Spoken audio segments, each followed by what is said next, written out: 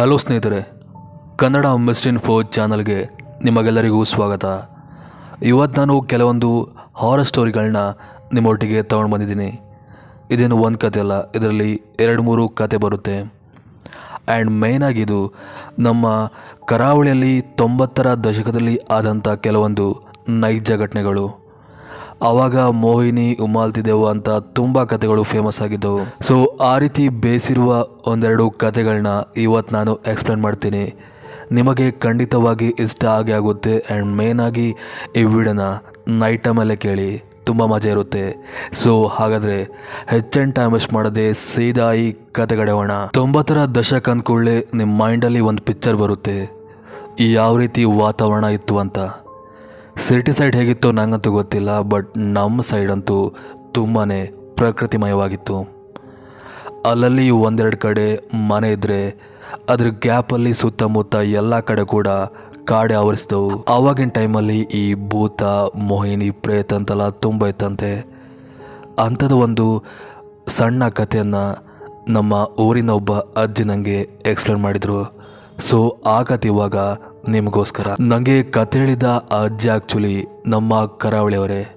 ಅವರು ಮದುವೆ ಆದ ನಂತರ ಘಟ್ಟದ ಕಡೆಯಿಂದ ಈ ಕಡೆ ಬಂದು ವಾಸ ಮಾಡೋಕ್ಕೆ ಸ್ಟಾರ್ಟ್ ಮಾಡಿದ್ರಂತೆ, ಅಂದರೆ ಅವರ ಗಂಡನ ಜೊತೆ. ಆ್ಯಂಡ್ ಆ ಅಜ್ಜಿಗೆ ಅವರ ಘಟ್ಟ ಸೈಡಲ್ಲಿ ಅವರ ಸಂಬಂಧಿಕರಂತ ಇದ್ದಿದ್ದು ಅವರ ಅಮ್ಮ ಮಾತ್ರ. ಅವರು ಮದುವೆ ಆದ 1-2 ವರ್ಷದಲ್ಲೇ ಅವರು ಕೂಡ ತೀರಿ ಹೋಗ್ತಾರೆ. ನಂತರ ಆ ಘಟ್ಟದಲ್ಲಿರುವ ಅವರ ಅಮ್ಮನ ಮನೆ ಪಾಳು ಬೀಳುತ್ತೆ. ಇವನ್ ಅಜ್ಜಿ ಕೂಡ ಆ ಪ್ಲೇಸಲ್ಲೇನಿದೆ, ಆವಾಗಾದರೂ ಅಮ್ಮ ಇದ್ದರು, ಇವಾಗ ಯಾಕೆ ಹೋಗಬೇಕು, ನಾನಂತೂ ಇಲ್ಲೇ ಗಂಡನ ಜೊತೆ ಹಾಯಾಗಿರ್ತೀನಂತ ಅವರು ಆ ಪ್ಲೇಸ್ಗೆ ಹೋಗೋದನ್ನೇ ಬಿಟ್ಬಿಡ್ತಾರೆ. ತುಂಬ ವರ್ಷಗಳ ಕಾಲ ಅವರು ಅಲ್ಲಿ ಹೋಗೋದಿಲ್ಲ. ಆ್ಯಂಡ್ ಅವರು ಒಂದು ವಿಷಯನ ಮರ್ತಿದ್ರು. ಆ್ಯಕ್ಚುಲಿ ಅವರು ಅಮ್ಮನ ಕಡೆಯ ದೈವವನ್ನು ಪೂಜಿಸಬೇಕಿತ್ತು, ಅದನ್ನ ಹಾಗೆ ಬಿಡಬಾರ್ದಿತ್ತು. ಅದರ ಒಂದು ಶಾಪ ಅವರಿಗೆ ತಟ್ಟುತ್ತಾ ಹೋಗುತ್ತೆ. ಅಂದರೆ ಮನೇಲಿ ಒಂದಲ್ಲ ಒಂದು ಸಮಸ್ಯೆ ಅವರಿಗೆ ಕಾಡುತ್ತಾ ಹೋಗುತ್ತೆ. ಅವರ ಮಕ್ಕಳಿಗೆ ಹುಷಾರಿಲ್ಲದೆ ಇರೋದು, ಅವರ ಗಂಡನಿಗೆ ಜ್ವರ ಬರೋದು, ಅಂದರೆ ಆಕ್ಸಿಡೆಂಟ್ ಆಗೋದು, ಆ ರೀತಿ ತುಂಬ ಅಪಘಾತಗಳು ಅವ್ರ ಫ್ಯಾಮಿಲಿಗಾಗುತ್ತೆ. ಇವರಿಗೆ ಫಸ್ಟಿಗೆ ಅರ್ಥ ಆಗಲ್ಲ ಏನಿದಕ್ಕೆ ಕಾರಣ ಅಂತ. ಆಮೇಲೆ ಹೋಗ್ತಾ ಹೋಗ್ತಾ ಗೊತ್ತಾಗುತ್ತೆ ಈ ರೀತಿ ಆಗಿದೆ, ಆ ಒಂದು ಪ್ಲೇಸ್ನ ಪಾಳು ಬಿಟ್ಟಿದ್ದು ನಮ್ಮದೇ ತಪ್ಪಂತ. ಅಜ್ಜಿ ಒಂದಿನ ತನ್ನ ಮಗಳನ್ನು ಕರ್ಕೊಂಡು ಅವರು ಘಟ್ಟದ ಪ್ಲೇಸ್ಗೆ ಟ್ರಾವೆಲ್ ಮಾಡ್ತಾರೆ. ಹೋಗುವಾಗ ಅವರ ಗಂಡ ಬರಲ್ಲ, ಅವರಿಗೇನೋ ಬೇರೆ ಕೆಲಸ ಇದ್ದ ಕಾರಣ ಅವರು ಮನೆಯಿಂದ ತುಂಬಾ ದೂರ ಇದ್ರು. ಸೊ ಅಜ್ಜಿಯೊಬ್ಬರೇ ಬೇರೆ ದಾರಿ ತೋರದೆ ತಮ್ಮ ಮಗುನ ಕರ್ಕೊಂಡು ಅಲ್ಲಿಗೆ ಟ್ರಾವೆಲ್ ಮಾಡ್ತಾರೆ. ಇವಾಗಿನ ಥರ ಆವಾಗ ಏನು ಬಸ್ ಏನು ಜಾಸ್ತಿ ಇರಲಿಲ್ಲ. ಒಂದು ಕಡೆಯಿಂದ ಇನ್ನೊಂದು ಕಡೆಗೆ ಹೋಗಬೇಕಾದ್ರೆ ಮೆಟಡೋರ್ ವ್ಯಾನಲ್ಲಿರುತ್ತಲ್ಲ, ಆ ಒಂದು ವೆಹಿಕಲ್ನ ಯೂಸ್ ಮಾಡಿ ಹೋಗ್ತಿದ್ರು. ಸೊ ಅಜ್ಜಿ ಕೂಡ ತನ್ನ ಮಗಳನ್ನ ಕರ್ಕೊಂಡು ಒಂದು ವ್ಯಾನ್ ಮೂಲಕ ಆ ಪ್ಲೇಸ್ಗೆ ಹೋಗ್ತಾರೆ. ಅಂದರೆ ಆ ಪ್ಲೇಸ್ ಏನಿದೆ ಅದು ಘಟ್ ಅಂತ ಕರೀತಾರೆ. ಆಗುಂಬೆ ಸೈಡ್ ಮೇಲಿಂದ ಆಚೆಲ್ಲಿ ಹೋಗಬೇಕು, ಬಟ್ ನಂಗೆ ಎಕ್ಸಾಕ್ಟ್ ಆಗಿ ಗೊತ್ತಿಲ್ಲ. ಅಜ್ಜಿ ಕೂಡ ಕರೆಕ್ಟಾಗಿ ಯಾವ ಪ್ಲೇಸ್ ಅಂತ ಹೇಳಿಲ್ಲ. ನೀವೇ ಆ ಘಾಟೆಲ್ಲ ಏರಿಯಾದ ನಂತರ ಆ ವ್ಯಾನವನು ಅಜ್ಜಿಯಾಗಿ ಅವಳ ಮಗುನ ಒಂದು ಕಡೆ ನಿಲ್ಲಿಸ್ತಾನೆ. ಅವರಿಗೆ ಹೋಗಬೇಕಾದ್ರೆ ಈ ಒಂದು ದಾರಿನ, ಕಾಡಿನ ದಾರಿನ ಪಾಸ್ ಮಾಡಿ ಹೋಗ್ಬೇಕಂತ. ಅಜ್ಜಿ ಆ್ಯಕ್ಚುಲಿ ಆ ಊರಿಗೆ ತುಂಬ ಸಲ ಹೋಗಿದ್ರು, ಬಟ್ ತುಂಬ ಗ್ಯಾಪ್ ಆಗಿದ್ರೆ ಅವರಿಗೆ ಕರೆಕ್ಟಾದ ದಾರಿ ಗೊತ್ತಾಗೋದಿಲ್ಲ. ಇಲ್ಲಿಂದ ತುಂಬ ದೂರ ನಡಿಬೇಕಂತ ಅವ್ರಿಗೆ ಗೊತ್ತಿರುತ್ತೆ. ಎಷ್ಟು ದೂರ ಅಂತಲ್ಲ, ತುಂಬ ಅಂದರೆ ತುಂಬ ದೂರ. ಆ ಪ್ಲೇಸ್ಗೆ ವೆಹಿಕಲ್ಗಳು ಯಾವುದು ಕೂಡ ಹೋಗಲ್ಲ. ಅದಕ್ಕೋಸ್ಕರ ಅಜ್ಜಿ ತನ್ನ ಮಗಳನ್ನ ಬೆನ್ನ ಮೇಲೆ ಹತ್ಕೊಂಡು ಅವರು ಬರೀ ಕಾಲ್ನಡಿಗೆಯಲ್ಲೇ ನಡೀತಾ ಹೋಗ್ತಾರೆ. ಅದು ಆ್ಯಕ್ಚುಲಿ ಒಂದು ದಟ್ಟವಾದ ಭಯಾನಕವಾದ ಕಾರಣ ಅಂತ ಹೇಳ್ಬೋದು. ಎಷ್ಟು ಭಯಾನಕ ಅಂದರೆ ಅಜ್ಜಿ ಒಂದು ಮೂಮೆಂಟಲ್ಲಿ ಸಾಕಾಯಿತು ಅಂತ ಒಂದು ಕಲ್ ಮೇಲೆ ಕೂತಿದ್ರಂತೆ. ಆ್ಯಕ್ಚುಲಿ ಆಮೇಲೆ ಗೊತ್ತಾಗಿದೆ ಏನಂದರೆ ಅದು ಆ್ಯಕ್ಚುಲಿ ಕಲ್ಲಲ್ಲ, ಒಂದು ಹೆಬ್ಬಾವ್ ಅಂತ. ಎಸ್, ಆ ರೀತಿಯಾದ ಒಂದು ಡೇಂಜರಸ್ ಆದ ಕಾಡಲ್ಲಿ ಅವರು ನಡೀತಾ ಹೋಗ್ತಾರೆ. ಸೊ ಹೋಗ್ತಾ ಹೋಗ್ತಾ ಏನಾಗುತ್ತೆ, ಅಜ್ಜಿಗೆ ದಾರಿ ತಪ್ಪೋಗುತ್ತೆ. ಇವರು ತುಂಬ ಕಡೆ ಹೋಗ್ತಾರೆ, ಟ್ರೈ ಮಾಡ್ತಾರೆ ದಾರಿ ಹುಡುಕ್ಲಿಕ್ಕೆ, ಬಟ್ ದಾರಿಯೇ ಸಿಗೋದಿಲ್ಲ. ಅಜ್ಜಿಗೆ ಏನು ಮಾಡಬೇಕಂತ ಗೊತ್ತಾಗೋದಿಲ್ಲ. ವಾಪಸ್ ಬರುವಾಗಿಲ್ಲ, ಮುಂದೆ ಹೋಗುವಾಗಿಲ್ಲ, ಅಲ್ಲಿ ಕೂಡ ಇರುವಾಗಿಲ್ಲ. ಆ್ಯಂಡ್ ಮೇಯ್ನಾಗಿ ಸಂಜೆ ಕೂಡ ಕಡಿಮೆ ಆಗ್ತಾ ಬರ್ತಿರುತ್ತೆ. ಅಂದರೆ ನನ್ನ ಅರ್ಥ ರಾತ್ರಿ ಆಗ್ತಾ ಬರ್ತಿರುತ್ತೆ. ಅಜ್ಜಿ ಆ ಕಾಡನ್ನು ಬಿಟ್ಟು ಮುಂದೆ ಹೋಗಲೇಬೇಕು. ಮಗಳು ಬೇರೆ ಇದ್ದಾಳೆ, ಅವಳನ್ನ ಕಾಪಾಡಬೇಕು, ನನಗೆ ಜವಾಬ್ದಾರಿ ಇದೆ ಅಂತ ಅಜ್ಜಿ ಒಂದು ಗಟ್ಟಿ ಮನಸ್ಸು ಮಾಡಿಕೊಂಡು ಅಲ್ಲಿಂದ ಹಾಗೆ ನಡೀತಾ ಹೋಗ್ತಾರೆ. ನಡೀತಾ ನಡೀತಾ ನಡೀತಾ ದಾರಿ ಸಿಗದೆ ಈ ಎಲ್ಲ ಕಡೆ ಒಂದೇ ಸಮನೆ ಕತ್ತಲು ಆವರಿಸುತ್ತೆ. ಅಜ್ಜಿ ತನ್ನಲ್ಲಿದ್ದ ಬೆಳಕನ್ನ ಅಂದರೆ ಚಿಮ್ನಿ ದೀಪ ಅಂತ ಹೇಳ್ತಾರೆ, ಸೀಮೆಣ್ಣೆಯಲ್ಲಿ ಆ ಒಂದು ದೀಪ ಉರಿಯುತ್ತೆ. ಆ ಒಂದು ದೀಪನ ಅವರು ಹತ್ತಿಸ್ಕೊಂಡು ದಾರಿ ಹುಡುಕ್ತಾ ಮುಂದೆ ಮುಂದೆ ಹೋಗ್ತಾರೆ. ಬಟ್ ಅಗೇನ್ ಅವರಿಗೆ ದಾರಿಯೇ ಸಿಗುವುದಿಲ್ಲ. ಮುಂದೆ ಮುಂದೆ ಹೋದಾಗ ಅವರಿಗೆ ದಾರಿ ಮಧ್ಯದಲ್ಲಿ ಒಂದು ಚಿಮ್ನಿ ಬೆಳಕು ತೋರಿದಾಗೆ ಭಾಸವಾಗುತ್ತೆ. ಇವರು ಏನಿರ್ಬೋದು ಅಂತ ಆ ಒಂದು ಚಿಮ್ನಿ ಬೆಳಕನ್ನು ಹಿಂಬಾಲಿಸ್ತಾ ಹೋಗ್ತಾ ನೋಡಿದರೆ ಅದೊಂದು ಕೊಟ್ಟಿಗೆ ಆಗಿತ್ತು. ಕೊಟ್ಟಿಗೆ ಅಂದರೆ ಒಂದು ಸಣ್ಣ ಮನೆ ಆಗಿತ್ತು. ಇವರು ಹೋಗಿ ಅಲ್ಲಿರೋ ವ್ಯಕ್ತಿಗಳು ಯಾರಾದರೂ ಇದ್ದಾರಂತ ನೋಡ್ತಾರೆ. ನೋಡಿದರೆ ಅಲ್ಲೊಬ್ಬ ಹೆಂಗಸಿದಿರ್ತಾಳೆ. ಅವಳು ಆ್ಯಕ್ಚುಲಿ ಮಿಡಲ್ ವಯಸ್ಸಿನ ಒಂದು ಸುಂದರವಾದ ಹೆಂಗಸಾಗಿದ್ಲು. ಆ ಮನೆಯಲ್ಲಿ ಅವಳು ಬಿಟ್ಟರೆ ಬೇರೆ ಯಾರು ಕೂಡ ಇಲ್ಲ. ಇವಳು ಹೋಗಿ ಆ ಮನೆಯವ್ರ ಹತ್ರ ಸಹಾಯ ಕೇಳ್ತಾಳೆ. ಹೀಗೀಗಾಗಿದೆ, ನನಗೆ ದಾರಿ ತಪ್ಪೋಗಿದೆ, ಇಂಥ ಪ್ಲೇಸ್ಗೆ ಹೋಗಲಿಕ್ಕೆ ದಾರಿ ಸಿಗ್ತಿಲ್ಲ, ನಮಗೆ ದಾರಿ ಹೇಳ್ಬೋದಂತ ಅವರು ಅಜ್ಜಿ ಗೋಗರಿತಾರೆ. ಆ ಹೆಂಗಸು ತುಂಬ ಪಾಪದ ಸ್ವಭಾವ ಆಗಿದ್ದರಿಂದ ಮಗುವಾಗಿ ಅವಳನ್ನ ಒಳ ಕರ್ಕೊಂಡು ಒಂದು ಸ್ವಲ್ಪ ಹೊತ್ತು ಆಶ್ರಯ ನೀಡಿ ನಂತರ ಅವರಿಗೆ ತಿನ್ನಲಿಕ್ಕೆ ಗಂಜಿ ಎಲ್ಲ ಕೊಟ್ಟು ನಂತರ ಅವನ್ನ ಹೊರ ಕರ್ಕೊಂಡ್ಬಂದು ದಾರಿ ಹೇಳ್ತಾರೆ. ಅಜ್ಜಿ ಕೈಲಿದ್ದ ಚಿಮ್ನಿ ಬೆಳಕು ಕಡಿಮೆ ಆಗ್ತಾ ಬರ್ತಿದ್ದರಿಂದ ಆ ಹೆಂಗಸು ತನ್ನ ಮನೇಲಿದ್ದ ಚಿಮ್ನಿನ ಕೊಟ್ಟು ಕಳಿಸ್ತಾಳೆ. ಹಾಗೆ ಅಜ್ಜಿ ಕೂಡ ಆ ಚಿಮ್ನಿ ಬೆಳಕಿನ ಸಹಾಯದಿಂದ ಆ ಹೆಂಗಸು ಹೇಳಿದ ದಾರಿ ಮೂಲಕವೇ ಬಂದು ಕೊನೆಗೂ ಆ ಊರನ್ನು ತಲುಪ್ತಾಳೆ. ಊರಿಗೆ ಬಂದ ತಕ್ಷಣ ಅವಳು ತನ್ನ ಮನೆ ಹತ್ತಿರ ಹೋಗ್ತಾಳೆ. ಅಲ್ಲಿದ್ದ ಅಕ್ಕಪಕ್ಕದ ಮನೆಯವರೆಲ್ಲ ಆ ಹೆಂಗಸನ್ನು ಕಂಡು ಅಂದರೆ ಈ ಅಜ್ಜಿನ ಕಂಡು ತುಂಬ ಖುಷಿ ಆಗ್ತಾರೆ. ಹಾಗೆ ಅವಳೊಟ್ಟಿಗೆ ಮಾತಾಡ್ಲಿಕ್ಕೆ ಬರ್ತಾರೆ. ಇಷ್ಟೊತ್ತಲ್ಲಿ ಯಾಕೆ ಬರ್ಲಿಕ್ಕೆ ಹೋದೆ, ಬೆಳಕಿದ್ದಾಗ ಬರ್ಲಿಕ್ಕಾಗಲಿಲ್ವ ಅಂತ ಅವರೆಲ್ಲ ಕೇಳ್ತಾರೆ.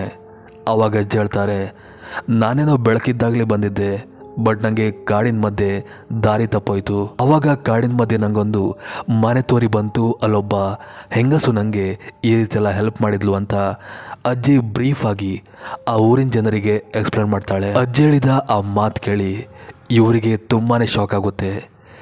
ಯಾಕಂದರೆ ಆ ಕಾಡಿನ ಮಧ್ಯೆ ಯಾರು ಕೊಟ್ಟಿಗೆ ಹಾಕ್ಕೊಂಡು ವಾಸ ಮಾಡ್ತಾರೆ ಹೇಳಿ, ಅದು ಆ ದಟ್ಟವಾದ ಕಾಡಿನ ಮಧ್ಯೆ ಯಾರಾದರೂ ವಾಸ ಮಾಡಲಿಕ್ಕೆ ಸಾಧ್ಯನಾ ಅಂತ.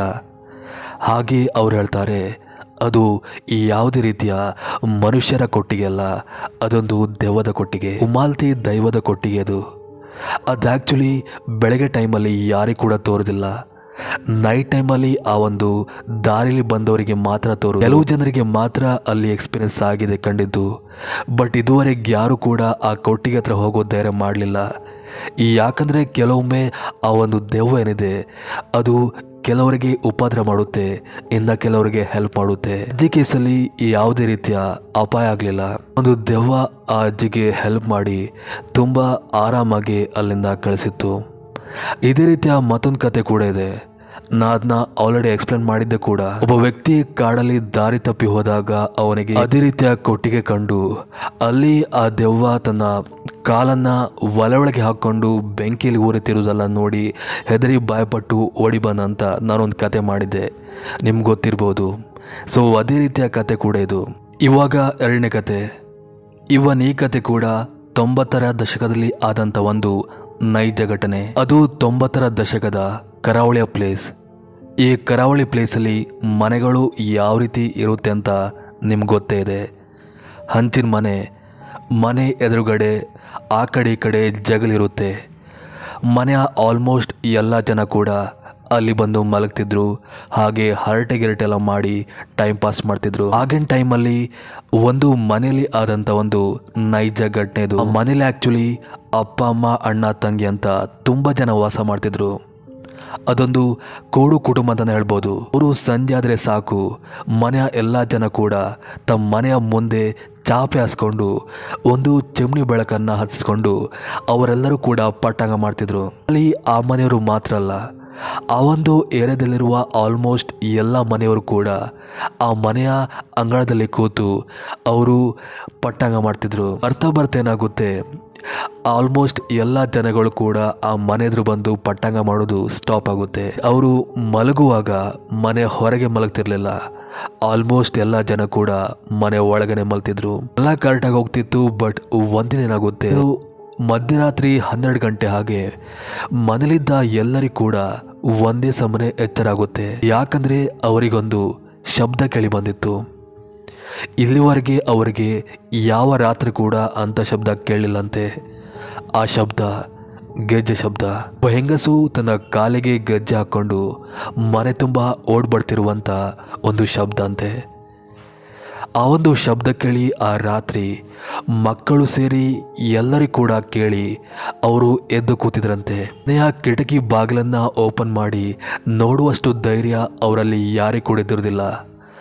ಗಂಡಸರಿದ್ದರೂ ಕೂಡ ಅವರು ಕೂಡ ಅವು ಬಾಗಿಲು ಓಪನ್ ಮಾಡಿ ನೋಡಲಿಕ್ಕೆ ಭಯಪಟ್ಟಿದ್ರಂತೆ. ಹೋಗ್ತಾ ಏನಾಗುತ್ತೆ, ಆ ರಾತ್ರಿ ಆ ಶಬ್ದ ಇನ್ನೂ ಕೂಡ ಜಾಸ್ತಿ ಆಗುತ್ತಂತೆ. ಅಂದರೆ ಮನೆ ತುಂಬ ಯಾವುದೋ ಗೆಜ್ಜೆ ಹಾಕ್ಕೊಂಡು ತಿರುಗಾಡೋದು, ಬಾಗಿಲ ಹತ್ರ ಬಂದು ಗೆಜ್ಜೆ ಶಬ್ದ ಕೇಳೋದು, ಆ ರೀತಿಯೆಲ್ಲ ಎಕ್ಸ್ಪೀರಿಯನ್ಸ್ ಆಗಿತ್ತಂತೆ. ಹಾಗೆ ಆ ನೈಟ್ ಕೂಡ ಹಾಗೆ ಪಾಸ್ ಆಗುತ್ತೆ. ಅದರ ನೆಕ್ಸ್ಟ್ ಡೇ ಆ ಮನೆಯವರು ಉಳಿದ ಮನೆಯವ್ರ ಹತ್ರ ಹೋಗಿ ಡಿಸ್ಕಸ್ ಮಾಡ್ತಾರೆ. ಅಂದರೆ ಆ ಊರಿನ ಎಲ್ಲ ಮನೆಯವ್ರ ಹತ್ರ ಹೋಗಿ ಕೂಡ ಡಿಸ್ಕಸ್ ಮಾಡ್ತಾರೆ, ಈ ರೀತಿಯ ಎಕ್ಸ್ಪೀರಿಯನ್ಸ್ ಎಲ್ಲ ಆಗಿದೆ ಅಂತ. ಶಾಕಿಂಗ್ಲಿ ಅವರೆಲ್ಲರೂ ಕೂಡ ಹೌದು, ಈವನ್ ನಮಗೂ ಕೂಡ ಆ ರೀತಿ ಎಕ್ಸ್ಪೀರಿಯನ್ಸ್ ಆಗಿತ್ತು. ಯಾರೋ ಹೆಂಗಸು ಒಂದು ಗೆಜ್ಜೆ ಹಾಕ್ಕೊಂಡು ಮನೆ ತುಂಬೆಲ್ಲ ಓಡಿ ಬರ್ತಿರೋದು ಆ ರೀತಿಯೆಲ್ಲ ಆಗಿತ್ತು ಅಂತ. ತುಂಬ ಜನ ಹೇಳ್ತಾರೆ ಅದ್ಯಾವುದೋ ದೆವ್ವ ಅಂತ, ಈವನ್ ಮೋಹಿನಿ ದೆವ್ವನಿರಬೇಕು ಅಂತ ಅವರೆಲ್ಲ ಡೌಟ್ ಪಡ್ತಾರೆ. ಆ ಊರಲ್ಲಿ ಒಬ್ಬ ಧೈರ್ಯಶಾಲಿ ಅಂತ ಒಬ್ಬ ವ್ಯಕ್ತಿದಿರ್ತಾನೆ. ಅವನಿಗೆ ತುಂಬ ಧೈರ್ಯ. ಅವನು ಎಲ್ಲಿ ಯಾವ ಕೆಲಸ ಬೇಕಾದರೂ ಮಾಡ್ತಿದ್ದ. ಅವನು ಬಂದು ಹೇಳ್ತಾನೆ, ಇದು ಯಾವುದೇ ಭೂತದ ಸಮಸ್ಯೆ ಅಲ್ಲ, ಬದಲಾಗಿ ಯಾವುದೋ ಒಬ್ಬ ಕಳ್ಳ ನಮ್ಮ ಮನೆಯನ್ನು ಹೊಂಚಾಕ್ಲಿಕ್ಕೆ ಟ್ರೈ ಮಾಡ್ತಿದ್ದಾನೆ. ಈ ರೀತಿ ಭೂತದ ಕಥೆನೆಲ್ಲ ಸ್ಪ್ರೆಡ್ ಮಾಡಿ ನಮ್ಮ ಮನೆಗಳನ್ನ ಹೊಂಚು ಹಾಕಿ ಕಳ್ತನ ಮಾಡೋಕ್ಕೆ ಟ್ರೈ ಮಾಡ್ತಿದ್ದಾನೆ. ಬಟ್ ಮನೆಯವರು ಯಾರು ಕೂಡ ಅವನ ಮಾತನ್ನು ನಂಬಲ್ಲ. ಸೊ ಅವನೇನು ಮಾಡ್ತಾನೆ, ಸರಿ ಹಾಗಾದರೆ ನಿನ್ನೆ ರಾತ್ರಿ ಆ ಶಬ್ದ ಕೇಳಿ ಬಂದಿತ್ತಲ್ಲ, ಇವತ್ತೊಂದು ಕೆಲಸ ಮಾಡ್ತೇನೆ, ನಾನು ನಿಮ್ಮ ಮನೆ ಮುಂದೆ ಜಗಲಿ ಉಂಟಲ್ಲ ಅಲ್ಲಿ ಮಲ್ಕೋತೇನೆ, ನನಗೆ ಒಂದು ಚಾಪೆ ಹಾಗೆ ಹಾಸೆ ಕೊಡಿ, ನಾನು ಮಲ್ಕೋತೇನೆ, ಅದು ಯಾವ ದೆವ್ವ ಬರುತ್ತೋ ನಾನು ನೋಡ್ತೇನೆ ಅಂತ ಒಂದು ಮಂಡು ಹಠದಲ್ಲಿ ಚಾಲೆಂಜ್ ಮಾಡ್ತಾನೆ.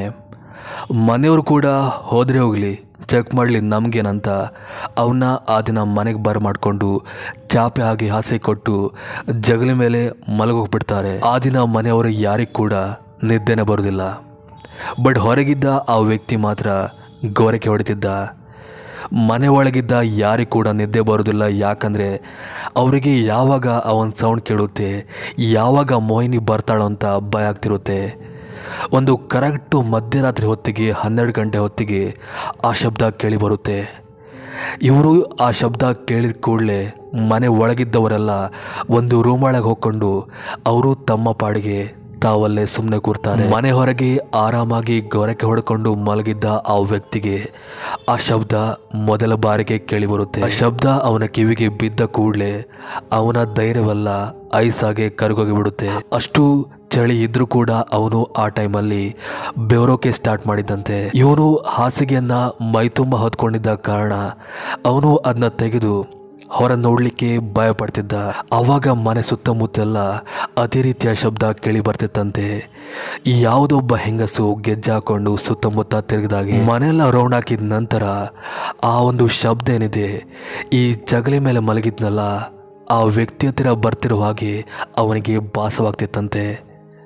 ಅಂದರೆ ಶಬ್ದ ಹತ್ರ ಬರುವಾಗ ನಮ್ಗೆ ಗೊತ್ತಾಗುತ್ತೆ ನೋಡಿ, ಅದೇ ರೀತಿ ಮಲಗಿದ್ದ ಅವನಿಗೆ ಆ ಶಬ್ದ ನನ್ನ ಹತ್ರ ಬರ್ತಿದೆ ಅಂತ ಅವನಿಗೆ ಗೊತ್ತಾಗ್ತಿತ್ತಂತೆ. ನಿದ್ದೆ ಬಂದಿದ್ರೂ ಅವನಿಗೆ ಅಷ್ಟು ಭಯ ಆಗ್ತಿರ್ಲಿಲ್ಲ.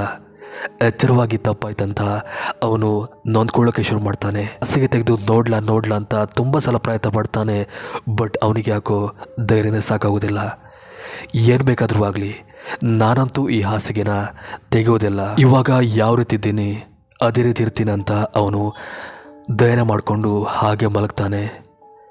ಸ್ವಲ್ಪ ಹೊತ್ತಾಗ್ತಿದ್ದ ಹಾಗೆ ಆ ಶಬ್ದ ಅವನ ಹತ್ರ ಬರುತ್ತೆ. ಹತ್ರ ಅಂದರೆ ತುಂಬಾ ಹತ್ರ ಬರುತ್ತೆ. ಅವನಿಗೆ ಗೊತ್ತಾಗುತ್ತೆ ಇದು ಯಾವುದೋ ಮೋಹಿನಿ, ಯಾವುದೇ ಕಳ್ಳಲ್ಲ, ಯಾವುದೋ ಮೋಹಿನಿ ಅಂತ. ಯಾಕಂದರೆ ಒಬ್ಬ ಮನುಷ್ಯನ ಪ್ರೆಸೆನ್ಸ್ ಅವನಿಗೆ ಅಲ್ಲಿ ಫೀಲ್ ಆಗ್ತಿತ್ತು. ಅವನು ಆ ಹಾಸಿಗೆಯಲ್ಲಿದ್ದ ಕೆಲವು ಸಂಧಿಗಳಿಂದ ಇಣುಕಿ ನೋಡ್ತಾನೆ. ಆವಾಗ ಕಂಡಂಥ ದೃಶ್ಯ ಅವನಿಗೆ ನಿಜವಾಗ್ಲೂ ಭಯಾನಕವಾಗಿತ್ತಂತೆ. ಈ ಯಾವುದೋ ಒಂದು ಬೆಳೆಸಿರೋ ಹೆಂಗಸು ಕೂದಲನ್ನು ತನ್ನ ಮುಖಕ್ಕೆಲ್ಲ ಕವರ್ ಮಾಡಿಕೊಂಡು ಉದ್ದವಾದ ಕೈ ಮಾಡಿಕೊಂಡು ವಿಚಿತ್ರವಾಗಿ ಅವನ ಮುಂದೆ ಮುಖ ತಂದು ನಿಂತಿದ್ಲಂತೆ. ನೀವು ಸ್ವಲ್ಪ ಇಮ್ಯಾಜಿನ್ ಮಾಡ್ಕೊಳ್ಳಿ, ಆ ರೀತಿಯಾಗಿದ್ದರೆ ನೀವೇನು ಮಾಡ್ತಿದ್ರಿ? ನಿಜವಾಗ್ಲೂ ಅವನಿಗೆ ಸತ್ತಂತೆ ಭಾಸವಾಗಿತ್ತಂತೆ. ಆ್ಯಂಡ್ ಒಂದು ಕ್ಷಣ ಅದು ಮುಖವನ್ನು ಹಿಂದೆ ತೆಗೆದು ತನ್ನ ಗೆಜ್ಜೆಯನ್ನು ಅಲ್ಲೇ ಅಂದರೆ ಹಾರಿ ಹಾರಿ ಸೌಂಡ್ ಇನ್ನೂ ಕೂಡ ಜಾಸ್ತಿ ಮಾಡ್ತಿತ್ತಂತೆ ಇವನು ಎದ್ದೇಳ್ತಾನ ನೋಡುವಂತ. ಹಾಗೆ ತುಂಬ ಸಲ ಅವನ ಹಿಂದೆ ಮುಂದೆಲ್ಲ ತಿರುಗಿ ಅವನು ಎದ್ದೇಳ್ತಾನ ನೋಡುವಂತ ತುಂಬ ಸಲ ಟ್ರೈ ಮಾಡುತ್ತಂತೆ. ಹಾಗೆ ಮಾಡಿ ಮಾಡಿ ಒಂದು ಸ್ವಲ್ಪ ಹೊತ್ತು ಇದ್ದು ಅವನಿಗೇನು ಕೂಡ ಮಾಡದೆ ಅಲ್ಲಿಂದ ಹೊರಟೋಗುತ್ತೆ. ಅವನು ಅದೇ ಕ್ಷಣ ನೋಡಿ ಅಲ್ಲಿಂದ ಓಡೋಗ್ತಾನೆ. ಯಾವ ಕಡೆ ಓಡೋದೆ ಏನಂತ ಅವನಿಗೆ ಗೊತ್ತಾಗೋದಿಲ್ಲ. 2 ದಿನ ಅವನು ಊರೇ ಬಿಟ್ಟೋಗಿದ್ದಂತೆ. ಅನಂತರ ವಾಪಸ್ ಊರಿಗೆ ಬಂದು ಹೀಗೆಲ್ಲ ಆಯ್ತಂತ ಮನೆಯವರಿಗೆ ತಿಳಿಸಿದ್ದ. ಅನಂತರ ತುಂಬ ಸಲ ಮನೆಯವರಿಗೆ ಆ ರೀತಿಯ ಎಕ್ಸ್ಪೀರಿಯನ್ಸ್ ಎಲ್ಲ ಆಗಿತ್ತು. ಬಟ್ ಅದು ಕೆಲವು ಟೈಮ್ ಮಾತ್ರ ಇತ್ತಂತೆ. ಅನಂತರ ತಂದಾಗೆ ಸ್ಟಾಪ್ ಆಯಿತು. ಇದು ಆ್ಯಕ್ಚುಲಿ ಆ ಟೈಮಲ್ಲಿ 90ರ ದಶಕದಲ್ಲಿ ಆದಂಥ ಒಂದು ನೈಜ ಘಟನೆ. ನಿಮಗೆ ಈಗ 2 ಕತೆ ಎಷ್ಟಾಯ್ತು ಅಂದ್ಕೊಳ್ತಾ ವಿಡಿಯೋದಲ್ಲಿಗೆ ಸ್ಟಾಪ್ ಮಾಡ್ತೇನೆ. ಸೊ ಇದಿಷ್ಟು ಇವತ್ತಿನ ಕತೆ. ಮತ್ತೊಂದು ಕತೆ ಒಟ್ಟಿಗೆ ಮಾತು ಸಿಗ್ತೀನಿ. ಅಲ್ಲಿವರೆಗೂ ಥ್ಯಾಂಕ್ ಯು ಫಾರ್ ವಾಚಿಂಗ್.